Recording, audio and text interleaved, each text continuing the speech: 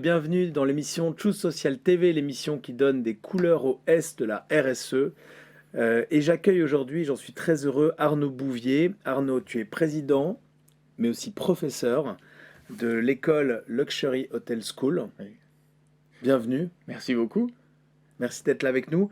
Euh, c'est- c'est- Qu'est-ce que c'est cette école, Luxury Hotel School? C'était créé, c'est C'est une une, entreprise familiale, si j'ai bien compris. c'est une école que mes parents ont fondée, la Luxury Hotel School, c'est une école hôtelière, une école de management hôtelier, donc c'est après le bac.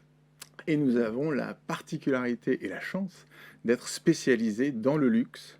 J'aime bien dire l'ultra luxe, hein, c'est-à-dire que nous travaillons principalement pour les grands hôtels, les palaces. Bon, alors, on n'a pas l'impression que le luxe rime facilement avec social, Oui. mais pourtant tu es là. Mhm. Euh, comment tu envisages ce rôle social de l'entreprise, qui sont tes futurs, enfin, tes clients, en tout cas la voie de sortie de tes étudiants, Mhm. euh, ton enseignement, comment on Le, articule social et luxe? Tu as raison, le luxe, c'est pas nécessairement, on pense tout de suite à quelque chose qui va utiliser beaucoup de ressources. Mais aujourd'hui, dans l'hôtellerie de luxe, on fait de nombreux efforts pour aller vers un luxe plus durable. Hein, on comprend bien que les clients qui consomment ces produits de luxe, notamment dans l'hôtellerie, ont la conscience du côté écologique. Donc ça, c'est très important, mais c'est le côté écologique. Sur le côté social, aujourd'hui, dans l'hôtellerie, on a une vraie obligation de s'intéresser plus aux équipes Ouais. parce qu'on a beaucoup de mal à recruter. Parce qu'on a l'image du management très dur, très exigeant du milieu du luxe, Hmm. mais en même temps, il y a énormément de bienveillance. Comment tu articules les deux? On a cette image un petit peu, on dit à l'ancienne, hein, du management dans l'hôtellerie. On pense peut-être aussi aux cuisines un peu, hein, où à une certaine époque c'était assez dur, on pouvait crier, on pouvait jeter des objets. Hein, donc il y a cette image. Il y a aussi dans l'hôtellerie l'image de beaucoup d'horaires, de travailler en décalé, le week-end, etc. Ça a beaucoup évolué. Aujourd'hui, la plupart des grands hôtels de luxe appartiennent à des chaînes hôtelières. Donc on est dans un environnement où les règles sont respectées, il y a des grands hôtels dans lesquels on pointe, et quand vous avez fait ces 39 heures dans l'hôtellerie, hein, on va vous demander de rentrer chez vous, on va pas essayer de vous garder beaucoup de temps en plus, le week-end, etc. Donc ça a évolué beaucoup. Au niveau de la bienveillance, tu as raison, c'est également aujourd'hui une préoccupation des chaînes hôtelières. C'est ce que tu appelles le management positif? Oui, alors c'est ce qu'on enseigne à l'école, Ouais. hein, c'est-à-dire qu'on a besoin aujourd'hui de faire confiance aux équipes. De la même manière qu'à l'école, on essaye de promouvoir le bien-être et de faire confiance à nos étudiants aussi. Donc on a vraiment à la Luxury Hotel School la volonté d'enseigner ce management positif et aussi de l'appliquer à la vie de l'école, la vie de tous les jours. Et l'étudiant, quand il rentre à la Luxury Hotel School, lui va vivre une expérience, une immersion quasiment, dès son entrée. D'ailleurs, on voit juste derrière, je ne sais pas si les caméras le montrent, mais les visuels de la réception du lobby de la Luxury Hotel School, ils sont immergés directement dans le monde du luxe, donc ils vivent une expérience déjà luxueuse. C'est ça l'expérience étudiant à la Luxury Hotel School? Ouais, il y a vraiment une volonté que l'étudiant qui rentre dans l'école, hein, qui rentre déjà par le visuel du décor de l'école, soit imprégné dans l'univers du luxe. Mais ça, c'est plutôt pour leur donner une familiarité, hein, avec les codes du luxe, pour qu'ils soient à l'aise, et puis aussi pour rappeler tous les jours en cours pourquoi on est là. Il y a un autre aspect qui est plus sur vraiment le bien-être. On essaye de faire en sorte, comme les hôteliers essayent, je crois, de faire en sorte que nos étudiants, comme les équipes, aient envie de se lever le matin et d'aller travailler. Pour l'étudiant, on veut qu'ils aient envie de se lever, d'aller étudier. On veut qu'ils arrivent à l'école heureux d'être là. Alors ça passe par quoi? Qu'est-ce que c'est? L'enseignement, les valeurs, le petit déjeuner? C'est ça, l'estomac, tu m'avais dit en préparant, c'est ça? Tu as retenu le petit déjeuner, oui. Ouais. Oui, c'est important, surtout en France. On a voulu ce qu'on appelle la demi-pension, le restaurant des élèves, soit vraiment très qualitatif.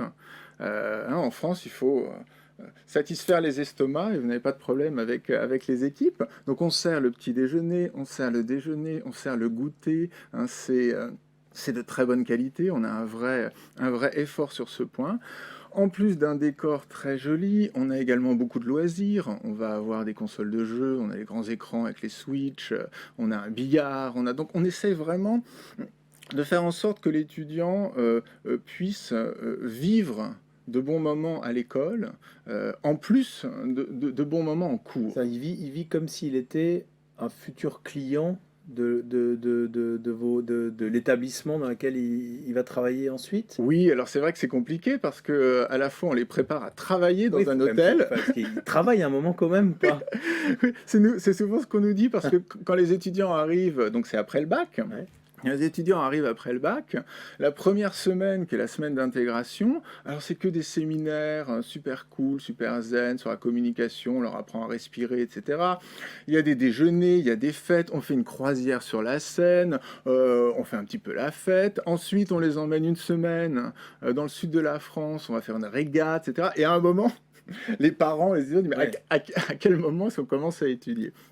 On commence une fois qu'on est prêt et on essaie de garder, ça ne change pas le volume horaire des cours, hein, mais on essaie de garder en cours une atmosphère agréable. Et j'aime bien dire que ce qui est important, c'est que la motivation de l'étudiant, c'est la responsabilité de l'école. C'est la responsabilité des professeurs de faire en sorte que les étudiants soient motivés à venir le matin Ouais. et à travailler. Et je crois que c'est la même chose en entreprise. C'est la responsabilité du manager de faire en sorte que les équipes soient motivées. On a tendance à dire celui-là il est motivé, celle-là elle n'est pas motivée, celle-là elle est motivée, celui-là il n'est pas motivé, comme si ça venait des équipes et que le management devait juste constater qui était motivé, qui n'était pas motivé. Mais non, c'est au management, c'est à la direction, c'est à l'organisation de l'entreprise de faire en sorte, par l'appartenance, par un management, tu disais, positif, hein, il faut être zen quand même un petit peu quand on est manager, surtout dans un hôtel, c'est stressant, hein, de faire en sorte de créer de la motivation. C'est très stressant d'être dans un hôtel de luxe. Mais on est surpris parce que c'est stressant d'être dans un hôtel de luxe, mais finalement, c'est stressant aussi d'être à l'école. C'est-à-dire qu'on a des étudiants aujourd'hui qui sont quand même assez stressés. Tu me disais, pour les déstresser, on leur explique que tout ça est un théâtre. Oui, alors dans l'hôtellerie de luxe, ce qui est le plus stressant, c'est évidemment la relation avec le client, Ouais. parce qu'on a des clients très très haut de gamme qui sont très exigeants, donc on ne sait jamais à quoi s'attendre. Mais à l'école, c'est pareil, on va être stressé parce qu'on a une présentation à faire. Alors, si on est stressé à ce niveau-là par une présentation à l'école, évidemment, lorsque c'est une présentation devant les investisseurs de l'hôtel ou lorsque c'est une présentation avec des clients, bah évidemment, on est encore plus stressé. Mais finalement, je crois que c'est toujours à peu près le même niveau de stress. On est stressé dès qu'il y a un challenge. D'ailleurs, vous leur donnez des cours de théâtre. Il y a Bah le prof oui. Florent qui intervient Oui.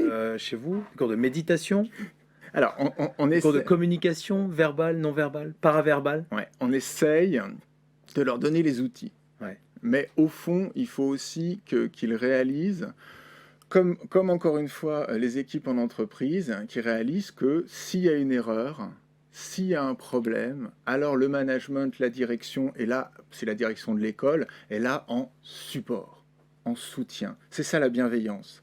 Parce que si tu as ça, il y a moins de stress. Si je suis en présentation devant toute la classe et que je sais qu'au moindre problème, le professeur va dire « Eh !» alors forcément, j'ai beaucoup de stress. Si au moindre problème, le professeur est là en soutien, en disant « Allez, on repart, vous en étiez où hein, comme tu fais hein, ?» bah, ça aide. Hein. Et donc, c'est pareil en entreprise. Je crois que le management doit être en soutien quand il y a un problème, et du coup, il y a moins de stress. Alors, on entend beaucoup dire qu'il y a une crise des métiers de la restauration, de l'hôtellerie. Les jeunes et les moins jeunes s'en détournent. Est-ce que ça touche l'industrie du luxe Est-ce que c'est difficile pour les hôtels que vous accompagnez de trouver des candidats? Est-ce que vous-même, d'ailleurs, vous avez du mal à recruter des étudiants dans la Luxury Hotel School? Alors non, la Luxury Hotel School, on a 200 étudiants, Ouais. on a 200 places. Ouais. Hein, et Donc c'est select, c'est ça que tu... assez, oui, donc une école hôtelière, c'est généralement notre partenaire à Ouais, Lausanne a plutôt ouais. 2-3 000 étudiants, c'est l'école plus grosse. Hein, donc c'est pas vraiment un challenge. Exactement comme dans les hôtels de luxe, mais dans les hôtels en général, c'est pas forcément le plus gros challenge de recruter des managers.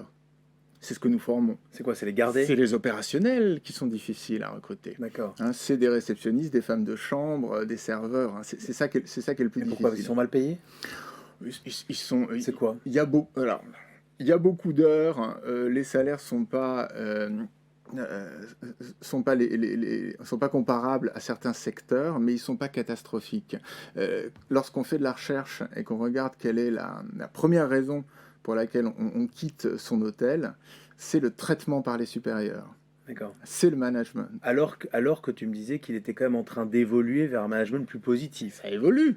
Mais on est très loin du compte dans le milieu du luxe. Alors, j'ai envie de dire, dans beaucoup de milieux, hein, ça évolue, mais il y a quand même encore beaucoup de stress. C'est quoi? C'est le diable s'habille en Prada encore dans l'industrie du luxe? Là, Sauf au Plaza Athénée, où tu me disais que tous les prix augmentaient de 5%, c'est ça? Oui, le Plaza Pour que ce Athénée, soit intégralement? Ouais. Le Plaza Athénée a agi et a mis en place effectivement une surtaxe pour les clients, hein, entièrement reversée aux équipes, hein, ce qui a eu l'effet surprenant de ne pas du tout débouter les clients qui au contraire ont demandé qu'est-ce que c'était que cette taxe, et quand on leur a dit que c'était pour lutter contre l'inflation, que c'était pour les équipes, eh bien le Plaza Athénée nous dit qu'en fait ils ont plutôt augmenté. Ils ont abondé avec des types. Ouais, ils ont plutôt augmenté les pourboires, ils ont plutôt dit oh c'est formidable, il faut soutenir. Donc on a cette chance dans le luxe d'avoir des leviers. Déjà, les salaires sont plus élevés dans l'hôtellerie de luxe que dans l'hôtellerie plus classique. Hein, et en plus, on a des leviers comme ça. Mais, encore une fois, ce sont des métiers de passion. Quand on travaille dans un hôtel, c'est un peu magique. Et si les hôteliers quittent le secteur, c'est souvent plutôt parfois parce qu'ils ont été un petit peu trop... Donc c'est le management encore, un petit peu qui est trop encore un peu bâton. trop dur. Ouais, c'est encore trop dur. Ouais.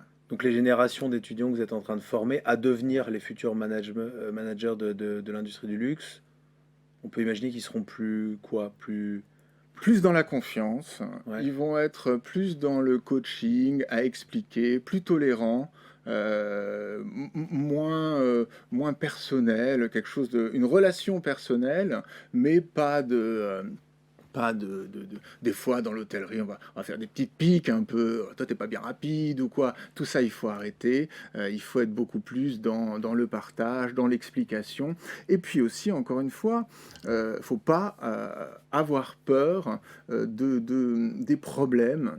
Dans l'hôtellerie de luxe, dès qu'il y a un problème, on se dit c'est la catastrophe, on doit être parfait, et ça génère beaucoup de pression sur les équipes. Alors qu'en fait, on sait que dans l'hôtellerie de luxe, un problème, c'est souvent l'opportunité de rattraper avec des cadeaux, avec des choses un petit peu sympas, et les clients vont s'en souvenir comme quelque chose de très positif. Donc, c'est vraiment une positivité globale. Il faut savoir que dans l'hôtellerie, comme à la Luxury Hotel School, à la tête des hôtels, à la tête des groupes hôteliers, ils sont là-dedans. Ils sont dans le positif, ils sont dans le management positif, ils sont dans la confiance, mais aujourd'hui, ça a encore du mal à descendre au niveau du management opérationnel, et c'est pour ça qu'on a beaucoup de formations qui vont dans cette direction. Arnaud, merci beaucoup d'être venu nous voir. Je te souhaite une très bonne journée. À bientôt. Merci.